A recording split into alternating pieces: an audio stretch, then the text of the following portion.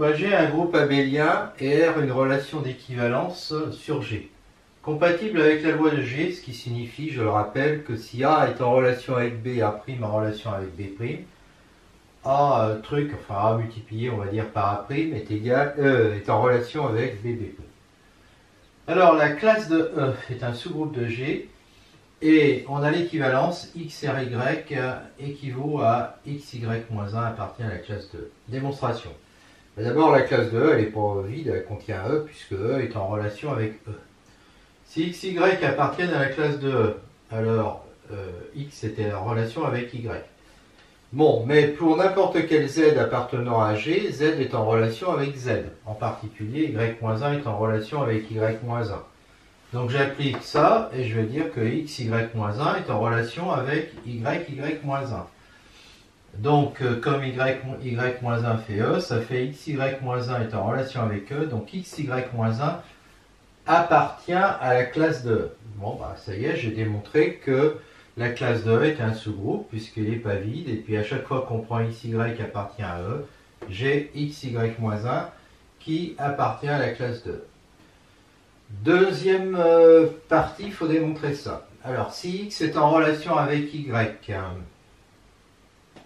je reprends la démonstration ici, x en relation avec y, ça va tout de suite me donner que x, y-1 appartient à E, donc c'est fait. Réciproquement, supposons que x, y-1 appartient à la classe de E, alors x, y-1 est en relation avec E, mais y est en relation avec y, et j'applique encore la compatibilité en multipliant par y de chaque côté, et en déplaçant les parenthèses grâce à la associativité, je vais avoir que x est en relation avec EY qui fait y.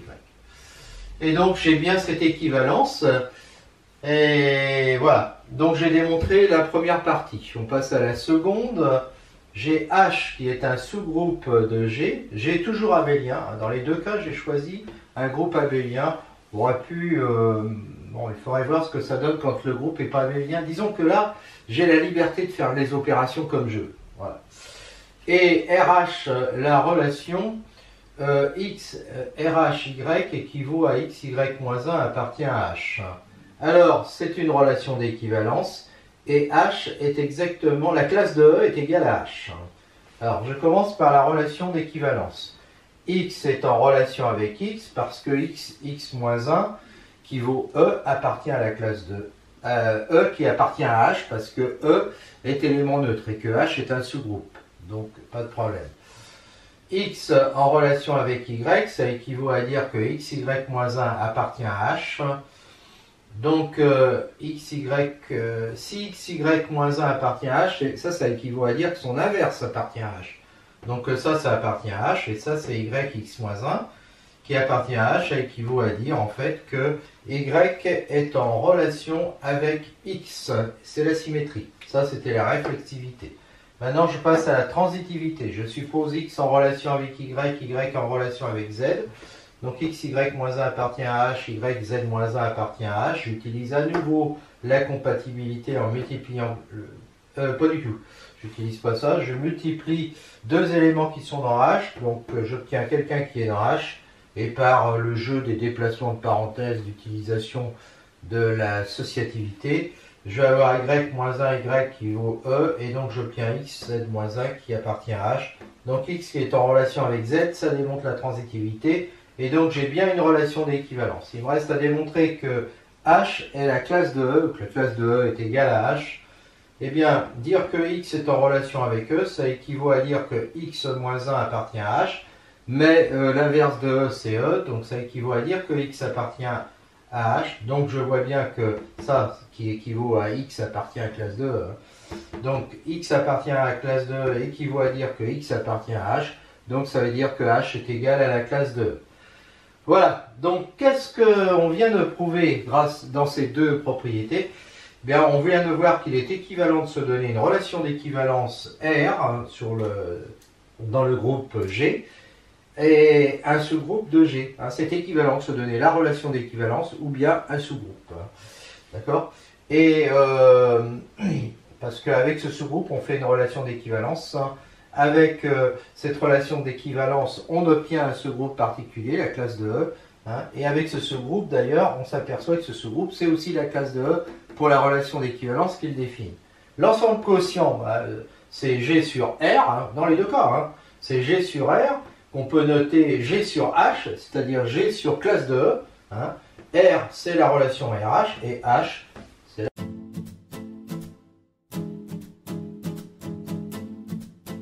Propriété.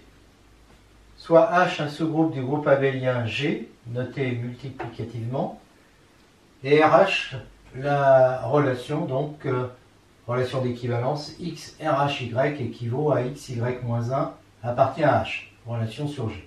Alors on sait déjà que c'est une relation d'équivalence, hein, et quel que soit X appartenant à G, la classe de X est égale à l'ensemble des XH, H appartenant à H, ce qu'on peut noter XH, est égal à l'ensemble des HX, H appartenant à H, qu'on peut noter HX.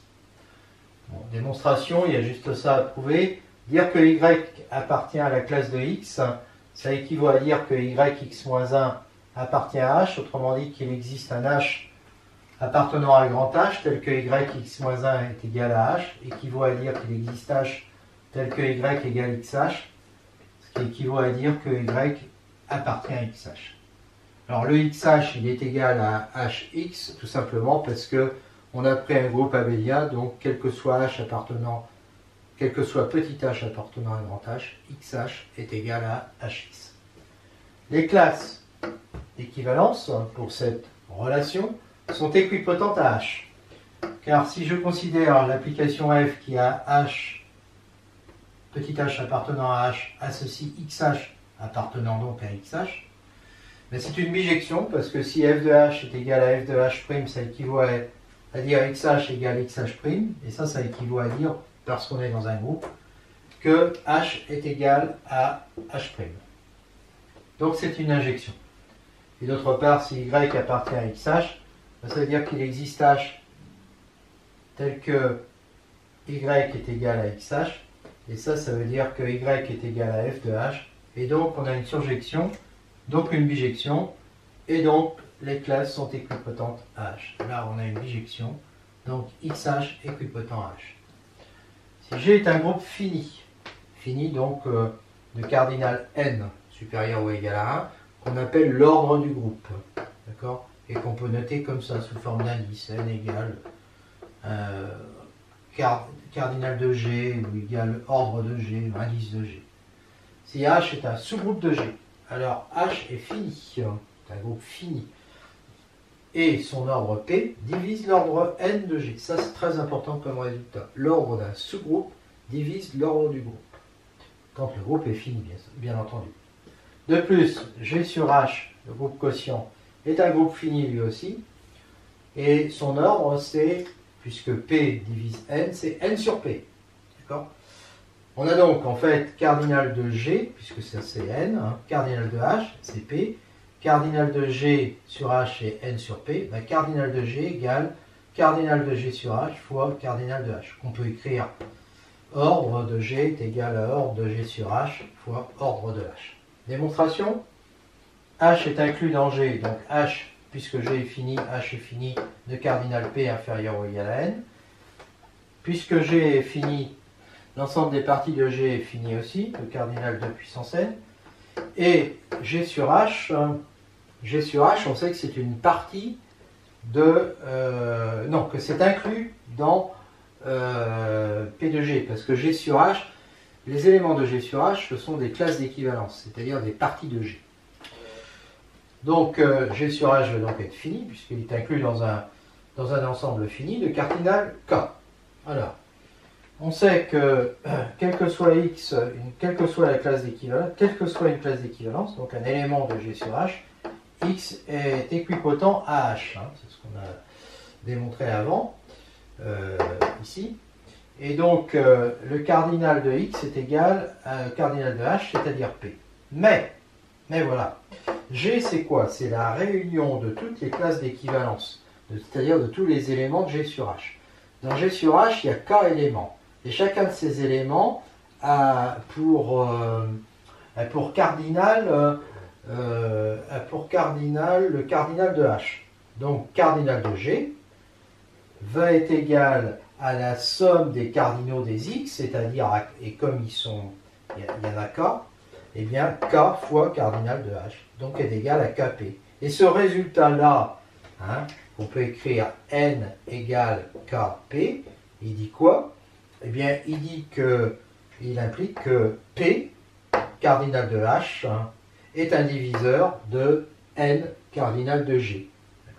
Et comme K est le cardinal de G sur H, il indique aussi que le cardinal de G sur H est égal au cardinal de G divisé par le cardinal de H, ou encore que le cardinal de G, hein, ça c'est la lecture directe, cardinal de G égale cardinal de G sur H multiplié par cardinal de H. Hein, voilà, on a tout démontré.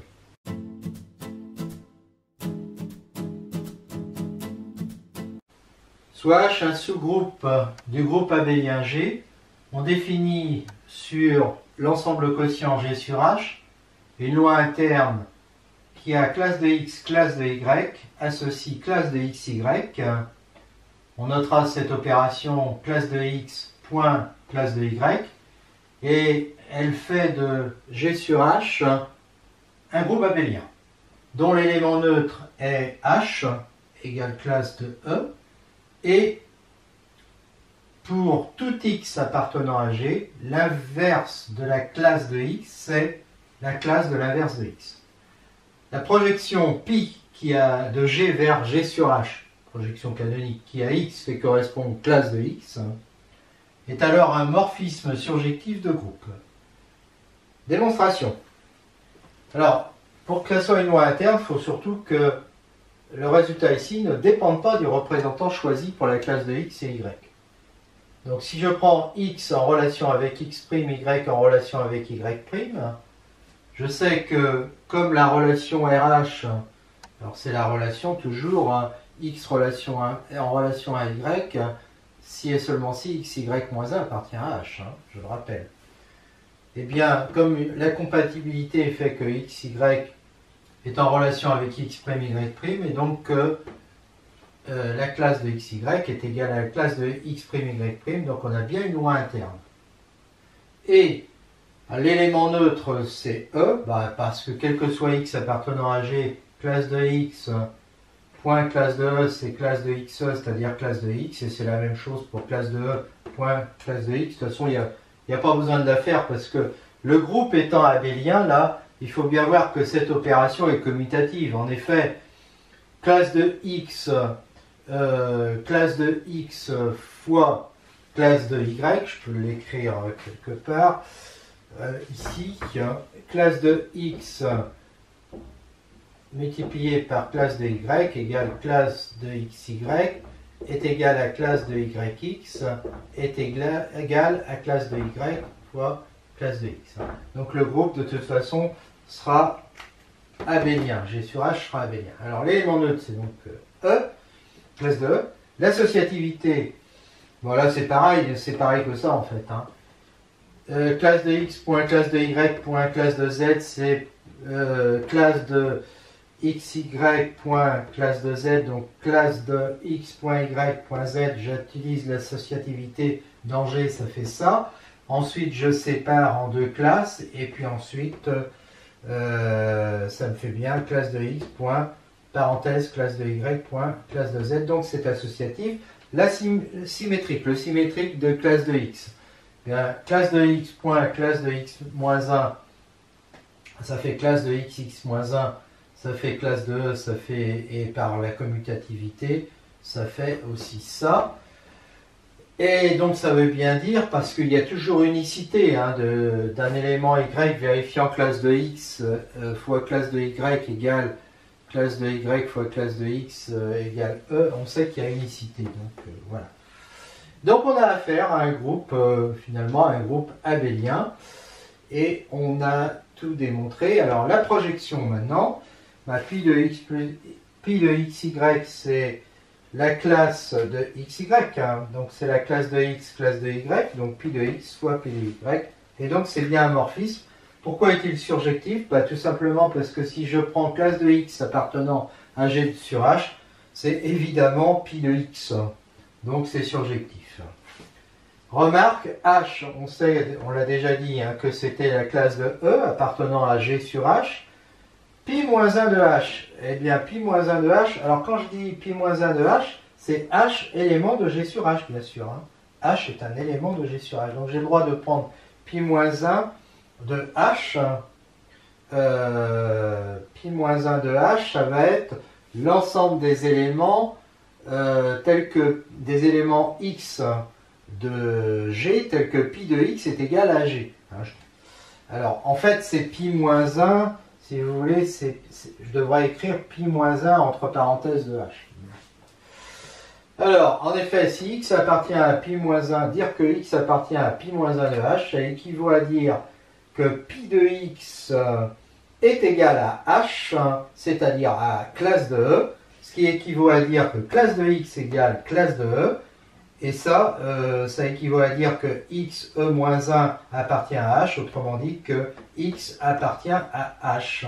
Et donc, j'ai bien x appartient à pi moins 1 de H équivaut à x appartient à H. Donc, pi moins 1 de H, pi moins 1 de H est égal à H. Et on a terminé.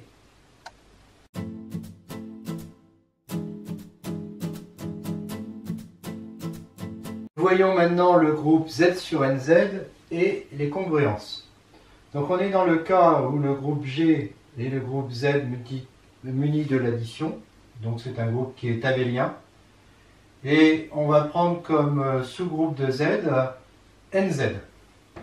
Donc on sait d'ailleurs que les sous-groupes de Z sont tous de la forme NZ. N appartenant à Z. Donc c'est l'ensemble des Kn, K appartenant à Z, autrement dit l'ensemble des multiples de N. Donc c'est un sous-groupe de Z+. Alors, pour x, y appartenant à Z, dire que x est en relation avec y, ça équivaut à dire, alors nous on disait jusqu'à maintenant x, y moins 1. Ici ça veut dire x plus moins y. Donc ça veut dire x moins y appartient à nz. Autrement dit, x est égal à 1y plus un multiple de n. Alors, cette relation, hein, ce que j'appelais la relation RH, hein, ici je devrais mettre R, NZ. Bon, on ne la notera jamais comme ça, on parlera de congruence, et on dira, au lieu de dire x est en relation avec y, on dit x est congru à y modulo n, pour rappeler que l'ensemble, le groupe comprend CNZ. X congru à y modulo n. Donc, dire que x est congru à y modulo n, ça équivaut à dire que x moins y appartient à nz. Les éléments de z sur nz sont les classes de x. Alors, on fait comme on faisait avant. Avant, on disait xh. Et là, l'opération, c'est plus. Donc, ça fait x plus nz. Voilà. Donc, si je prends la classe de 0, ben, la classe de 0, c'est 0 plus 0z. Bon, de toute façon, c'est nz, on le savait, hein, puisque la classe de 0, c'est h. Et la classe de x, ben, c'est donc x plus nz. Dire que classe de x est égale à classe de y, ça équivaut à dire que x moins y appartient à nz, donc que x est congru à y modulo n. Alors le groupe z sur nz plus maintenant, ben, il est créé de la même façon qu'on avait fait z sur h, donc en disant que classe de x plus classe de y est égale à classe de x plus y, parce qu'on sait que ce résultat est indépendant du représentant choisi pour les classes de x et y. Et donc ici, ça fait x plus y plus nz. La projection canonique pi de z sur, enfin du groupe z plus sur le groupe z sur nz plus, hein, puisque j'ai noté de la même façon l'opération, qui a x appartenant à z fait correspondre à la classe de x, c'est-à-dire ça, est un morphisme surjectif de groupe, ça on l'avait déjà démontré. Et là, je termine en voyant deux cas très particuliers qu'on n'utilisera jamais en fait, parce qu'on sera toujours, nous, dans les cas... oui, j'ai oublié de dire quelque chose, mais c'est pas très grave, je le rajouterai après. On sera toujours dans les cas n supérieur ou égal à 2. C'est que, oui, autant que je le dise tout de suite, c'est que nz, évidemment, c'est le même groupe que moins nz. Quand on prend l'ensemble des kn, on peut dire que c'est l'ensemble des moins k fois moins n. On avait déjà vu ça. Donc, si bien que on prend généralement n positif, parce que un des deux, n ou moins n, est positif. Donc, j'avais oublié de dire ça. Je rajouterai aussi quelque chose, c'est que la classe de l'inverse de la classe de x, évidemment, c'est la classe de l'inverse de x, autrement dit, c'est la classe de moins x. Voilà. Alors, donc, le cas n égale 0, c'est 0z est égal à l'ensemble des multiples de 0, donc c'est 0. La classe de x, c'est x plus 0, c'est l'ensemble des x pour x appartenant à z. Donc, en fait, c'est un ensemble qui est évidemment équipotent à z. Il suffit à tout x appartenant à z, on fait correspondre le singleton x. Voilà. Et donc, sinon, x congru à y modulo 0, ça équivaut à dire que x moins y appartient au singleton 0, donc x égale y. Donc ici, la relation congrue, c'est la relation égale, ça n'a pas d'intérêt. N égale 1. 1z, c'est z. La classe de x est donc x plus z, c'est-à-dire l'ensemble des x plus n pour n appartenant à z. Donc évidemment, c'est z, c'est la classe de 0. Donc là, il n'y a qu'une classe. Là, il y en avait une infinité, mais là, il n'y en a qu'une. Z sur nz, la seule classe, c'est z, donc cet ensemble, c'est l'ensemble formé c'est un singleton, en fait, dont le seul élément est ensemble z. Voilà. Et dire que x est congru à y modulo 1, ça équivaut à dire que x moins y appartient à z, ce qui est toujours vrai. Ce qui est toujours vrai. Donc là aussi, ça n'a aucun intérêt, puisque là, tous les éléments sont en relation. Propriété. Si n est supérieur ou égal à 1, donc entier naturel supérieur ou égal à 1, alors pour tout cas appartenant à z, il existe un unique p appartenant à l'intervalle 0 n-1 de grand N, tel que dans z sur nz, classe de k soit égale à classe de p. On a donc z sur nz qui est l'ensemble des classes de p, pour p est compris entre 0 et n-1, c'est-à-dire classe de 0, classe de 1, jusqu'à classe de n-1. Et comme ces classes sont 2 à 2 distinctes, il est fini d'ordre n. Démonstration. Eh bien, on fait la division euclidienne de k par n, donc nq plus r avec r compris entre 0 et n-1. K moins r va être égal à nq, donc appartient à nz. Donc, classe de k est égale à classe de r, et classe de r, vérifie bien, le r est bien là-dedans. Maintenant, si classe de k est égale à classe de p avec p entre 0 et n-1, je vais avoir k moins p qui est égal à lambda n, puisqu'il doit appartenir à nz. Et donc, ça me fait k égale lambda n plus p, avec p qui est entre 0 et n-1. Et donc, d'après l'unicité de la division euclidienne, lambda est le quotient, p est le reste, et donc p est le reste. Voilà. Voilà, donc ça veut dire que quel que soit k appartenant à z, la classe de k peut s'écrire classe de p avec p entre 0 et n-1. Donc en fait, l'ensemble z sur nz, ça va être celui-là. Alors maintenant, pour dire qu'il est fini d'ordre n, il faut juste justifier que les éléments sont 2 à 2 distincts. Alors, prenons k, k et puis p, deux entiers naturels entre 0 et n-1, et supposons-les différents, k et p. Si classe de k est égale à classe de p, je reprends ce que j'ai dit avant, alors p est le reste de la division de k par n. Donc ici, j'aurai k et puis j'aurai p. Donc p serait le reste de la division de k par n, mais le problème c'est que comme k est entre 0 et n-1, le reste de la division de k par n c'est k. Donc ça voudrait dire, unicité du reste, que k est égal à p. Alors j'ai supposé au départ k différent de p. Donc en fait, ces classes-là sont 2 à 2 distinctes, tout simplement parce que les nombres entiers entre 0 et n-1, ils ont des restes égaux à eux-mêmes dans la division euclidienne par n, et donc des restes distincts, donc les classes sont distinctes. Voilà. Donc, voilà, on a n éléments distincts, donc un ensemble fini d'ordre n. Congruence. Toujours pour n supérieur ou égal à 1, je commence d'abord par une évidence, c'est que si A est égal à B, A moins B qui fait 0 appartient à nz, et donc A est congru à B modulo n. Une autre évidence, c'est que si A est congru à B et que B est congru à C, alors A est congru à C, ça vient de la transitivité de la relation d'équivalence. A congru à 0 modulo n, ça veut dire que classe de A est égale à classe de 0. Et donc n divise A, on aurait pu dire que A moins 0 est un multiple de n, donc n divise A. A est congru toujours à A plus Kn. Dans une congruence, on peut rajouter Kn en fait. Modulo n, c'est évident. Si je fais la différence entre les deux, A plus Kn moins A, ça fait Kn, ça appartient à nz. Si A est congru à A', B congru à B', alors A plus ou moins B est congru à A' plus ou moins B' modulo n. C'est évident aussi parce que classe de A plus classe de B est indépendant du représentant choisi, donc égal à classe de A' plus classe de B'. Donc traduction comme ça, c'est la classe de A plus B et ça la classe de A' plus B'. Traduction en termes de congruence, ça veut dire que A plus B congru à A' plus B' modulo n.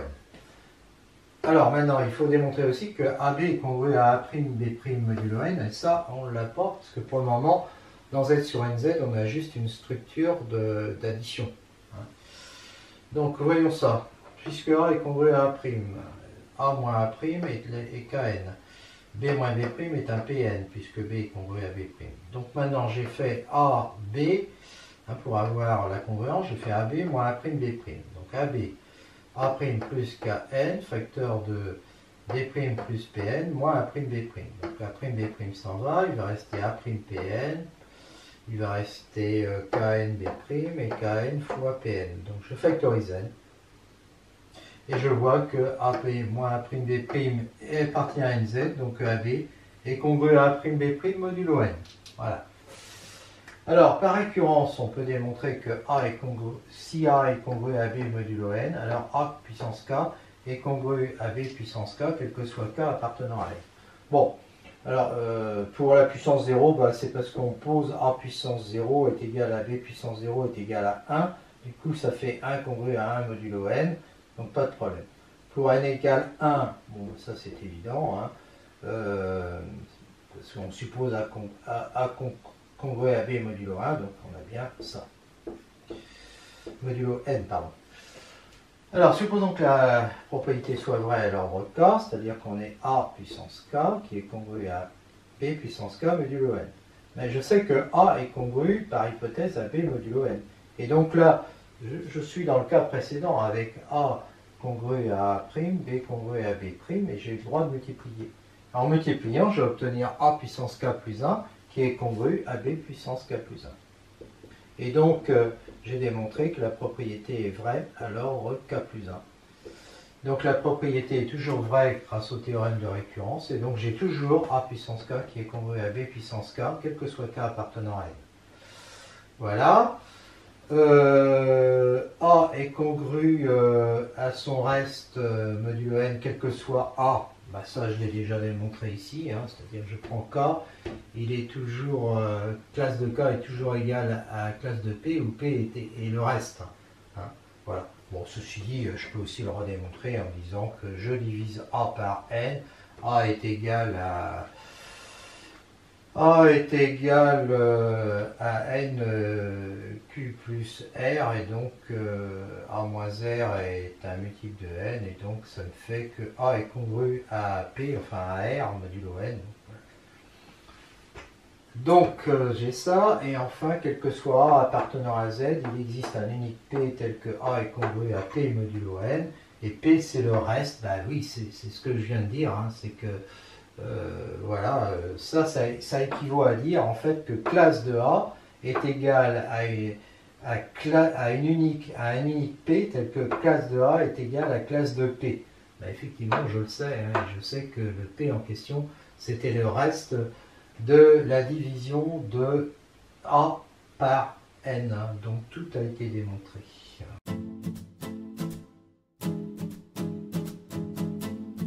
Propriété, soit G et H deux groupes abéliens et F un morphisme de groupe, de G vers H.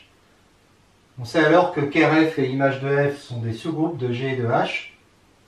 Alors on va construire une application phi entre G sur KRF et l'image de F. On a F pour le moment qui va de G vers H. L'image de F c'est évidemment inclus dans H. Là c'est la projection canonique. Alors c'est quoi cette application phi? C'est celle qui a une classe d'équivalence U fait correspondre f de x où x est un représentant de la classe d'équivalence. Et on va démontrer qu'en fait, phi de u ne dépend pas de ce représentant. Eh bien là, on va démontrer que phi est un isomorphisme, ça veut dire un morphisme de groupe bijectif.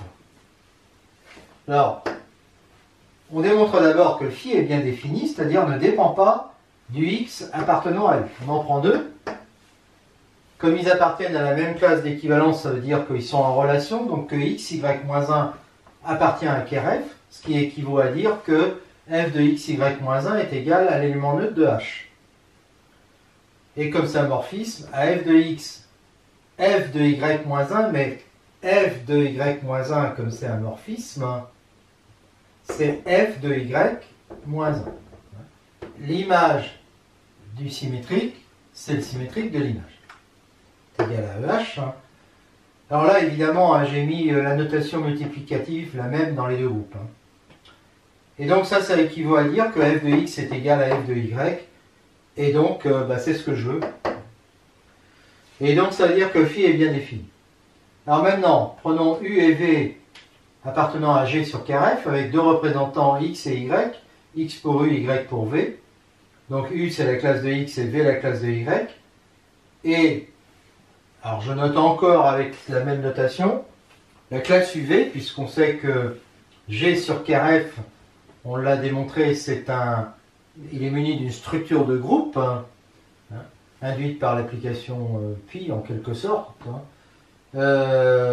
Alors, UV va être égal par définition à la classe de XY, ce qui implique que f de UV va être égal à f de XY. Alors, je ne devrais pas dire f de UV, c'est phi de UV. Est égal à f de XY. Mais comme f est un morphisme, ça fait f de x, f de y. Donc ça fait phi de u, phi de v. Phi de u point v est égal à phi de u point phi de v. Ça veut bien dire que phi est un morphisme entre G sur KRF et, alors je pourrais même dire et H, mais je vais me limiter à image de f pour avoir une bijection. Et pour avoir d'abord une surjection, d'ailleurs. Alors, pourquoi c'est une surjection? Justement parce que si j'étais sur H, ça ne serait pas une surjection. Mais là, je vais prendre Y appartenant à image de F. Donc Y est un F de X. Et donc Y est égal à phi de la classe X. Et donc, ça prouve bien que phi est surjective. Pourquoi est-elle injective?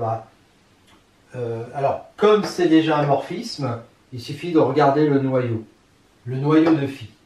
Donc, phi de u égale au E de h. Image de f, c'est un sous-groupe de h. Évidemment, l'élément neutre de h, il appartient à image de f. Phi de u égale le neutre de h. Ça équivaut à dire que f de x est égal à EH. Donc, x appartient à KF. Oui, f de x égale l'élément neutre de h, ça veut dire que ça équivaut à dire que x appartient à KF. Mais KF, c'est quoi? C'est l'élément neutre, c'est la classe 0 de G sur KF. Donc ça équivaut à dire que la classe de x, c'est la classe nulle, c'est-à-dire KF. D'accord? Eh bien ça implique que phi est injective. Puisqu'on a démontré là que kerphi, ce qu'on vient de démontrer là, c'est que kerphi, puisque x est égal à 0, est égal à 0. Kerphi, c'est 0. Voilà. Et donc la propriété est démontrée.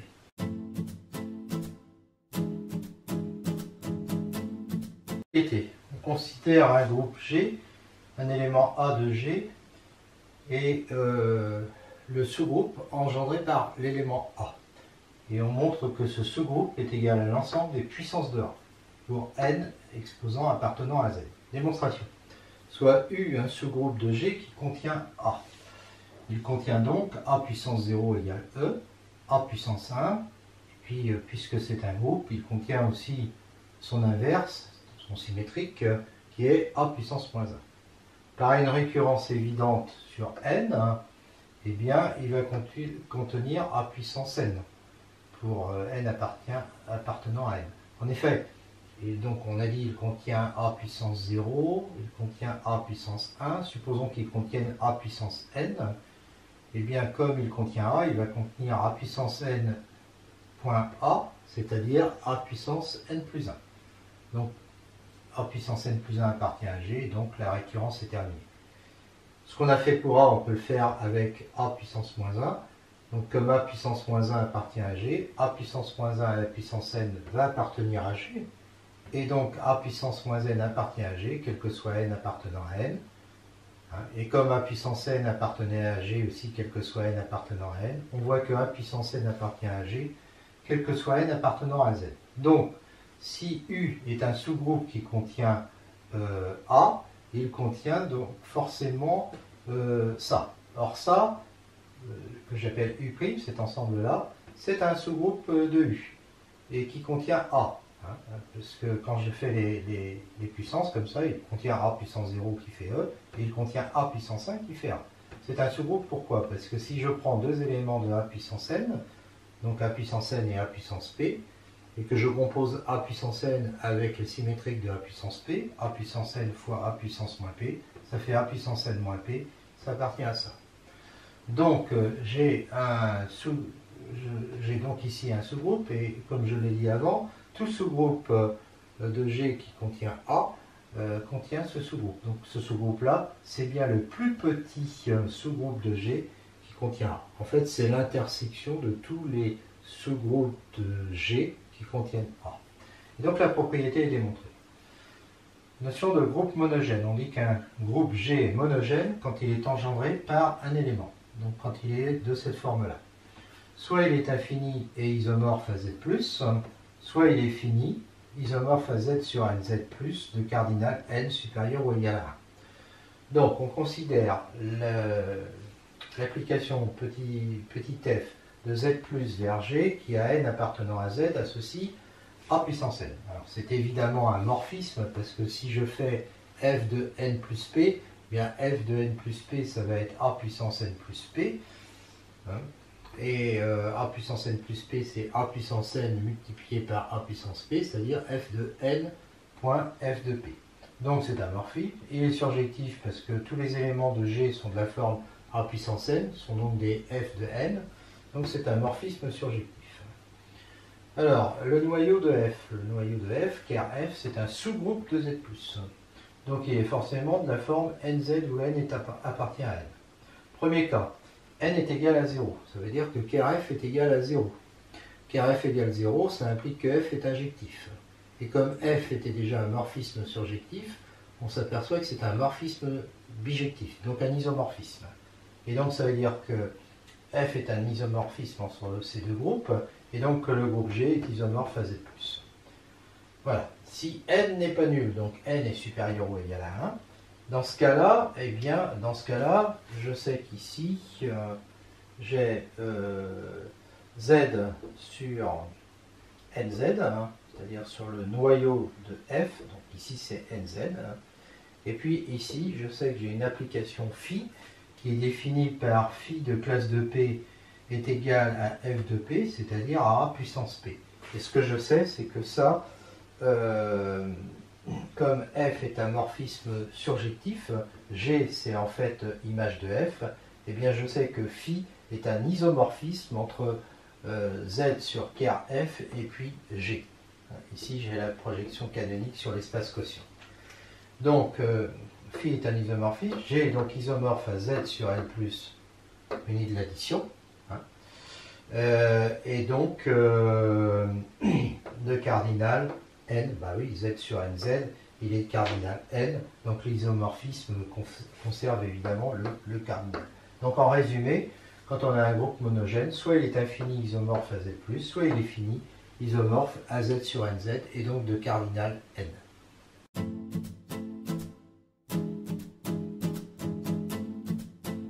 G, le groupe engendré par un élément A, fini d'ordre n. Alors, petit 1, si K appartient à Z, A puissance K est égal à E, si et seulement si n divise K. Petit 2, n est le plus petit entier K appartenant à une étoile telle que A puissance K est égal à E. Petit 3, quel que soit P et lambda des entiers relatifs, A exposant lambda n plus P est égal à A puissance P. Alors, cette égalité-là, elle implique qu'il y a une certaine période. Ça veut dire en gros que n est une période pour cette opération. Et donc on dit que G est un groupe cyclique d'ordre n. Désormais, quand on tirera G cyclique d'ordre n, ça voudra dire que c'est un groupe fini, engendré par un élément A, et donc un groupe qui possède au moins un élément, donc d'ordre n. Alors, si on considère ce diagramme qu'on avait vu avant, avec le morphisme f de n égale a puissance n, hein, la projection canonique est un isomorphisme ici, dire que a puissance k est égal à e, ça équivaut à dire que phi de la classe de k est égal à e. Donc ça équivaut à dire que la classe de k est égale à nz en fait. Donc ça équivaut à dire que n divise k. Que k, parce que dire que la classe de k est égale à nz, ça équivaut à dire que k appartient à nz. Donc la première partie est démontrée. Deuxième partie, n divise k, n divise n. Donc on a bien a puissance n égale e.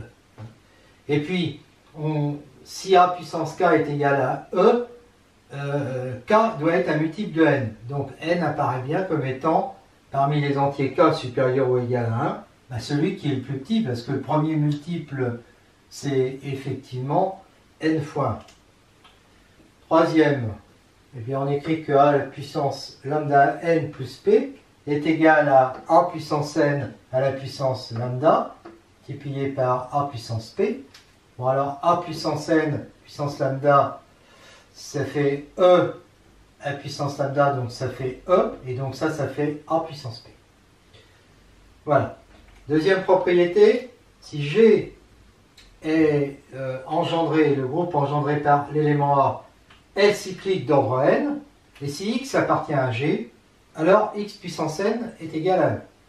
En effet, x est un a puissance k, puisqu'il appartient à G, et donc x puissance n égale a puissance k à la puissance n, égale a puissance nk, égale e puissance k, égale e.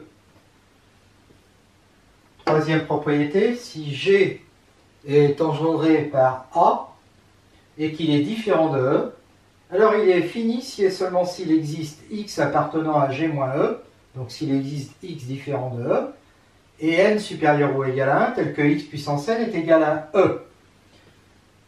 Dans ce sens-là, si G est fini, on sait qu'il est cyclique d'ordre n, et donc on sait que A puissance n est égal à E par définition. Si, supposons ça maintenant, s'il existe x appartenant à G-, donc x est égal à A puissance k,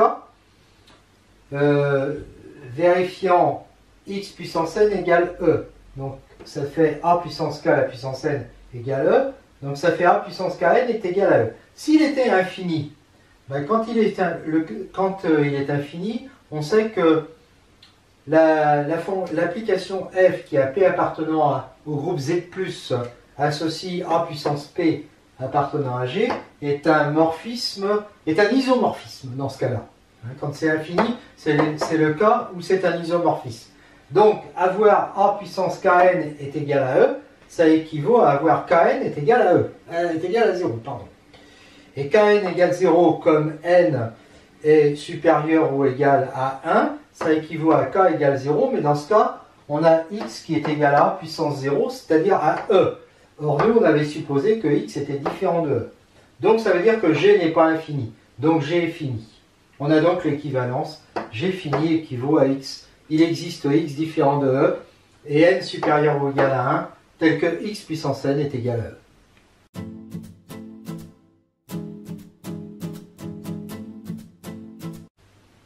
Propriété, G engendré par A est cyclique d'ordre n, alors G est l'ensemble des A puissance K tel que K est entre 0 et n-1, c'est-à-dire A puissance 0 égale E, A puissance 1 égale A, jusqu'à A puissance n-1. Démonstration, on sait qu'il y a cet isomorphisme du groupe Z sur nz plus vers le groupe G, et donc G est égal à l'ensemble des phi de K, K compris entre 0 et n-1, tout simplement parce que Z sur nz est égal à l'ensemble des classes 0, 1, 2 jusqu'à n-1. Donc, comme les phi de K font A puissance K, G est égal à l'ensemble des A puissance K, K entre 0 et n-1, parce que dans Z sur nz, quand on prend les classes K, K étant entre 0 et n-1, elles sont 2 à 2 disjointes, et donc par isomorphisme, ici on obtient des A puissance K qui sont 2 à 2 disjoints. Donc on a exactement les n éléments de G. De plus, c'est anecdotique, mais si on considère l'ensemble des A puissance K, K appartenant à n, eh bien alors il est égal à G. En effet, d'abord, ça c'est inclus dans ça, c'est évident. Maintenant, si je prends un A puissance K, donc K appartenant à n, je le divise par n, division euclidienne, et j'obtiens que A puissance K, ça va être A puissance n à la puissance lambda, ça va être A puissance lambda n plus r, et ça on a vu que ça faisait A puissance r, et donc le A puissance K devient un A puissance r avec r compris entre 0 et n-1, donc ça veut dire que cet ensemble-là est bien inclus dans celui-là, et donc que les deux ensembles sont égaux. Troisième propriété, si G est engendré par A est infini, alors on n'a pas l'ensemble, on n'a pas G égale ça. Et on peut même dire plus, on peut dire que G, cet ensemble-là, n'est pas un groupe. N'est pas un groupe. N'est pas un groupe, donc n'est pas un sous-groupe non plus de G. Alors, démonstration, on considère f de... il est infini, hein, donc on sait que l'application f de z plus vers g qui à n fait correspondre à puissance n, c'est un isomorphisme. Alors, donc, ça veut dire que moins 1 est le seul... si je prends le symétrique de A, ici, c'est le symétrique de A, son seul antécédent, c'est A puissance moins 1, le symétrique de A. Son seul antécédent, c'est moins 1. Et il se trouve que moins 1, évidemment, il n'appartient pas à Z. Donc, si je considère les P qui appartiennent à N, f de P ne pourra pas être le symétrique de A parce que je ne pourrais pas avoir f de P est égal à A puissance moins 1. Donc, en fait, A puissance moins 1 n'appartient pas à cet ensemble G', et donc ça veut dire que G' n'est pas un groupe. Dernière propriété, G engendré par A cyclique d'ordre n. Alors si on prend un élément quelconque x appartenant à G, eh bien l'ensemble engendré par x est lui aussi cyclique d'ordre P cette fois-ci, et P est un diviseur de A. Démonstration, x est... Alors, là je vais peut-être pas prendre P du coup. Je vais dire que x est un A puissance Q, voilà, puisque x appartient à G qui est engendré par A. Donc ici, ça fait que cet ensemble-là est égal à l'ensemble des AQ à la puissance K, donc des A à la puissance QK, K appartenant à Z. Donc évidemment, il est inclus dans l'ensemble, dans cet ensemble-là, hein, qui est fini. Donc celui-là est fini. Hein.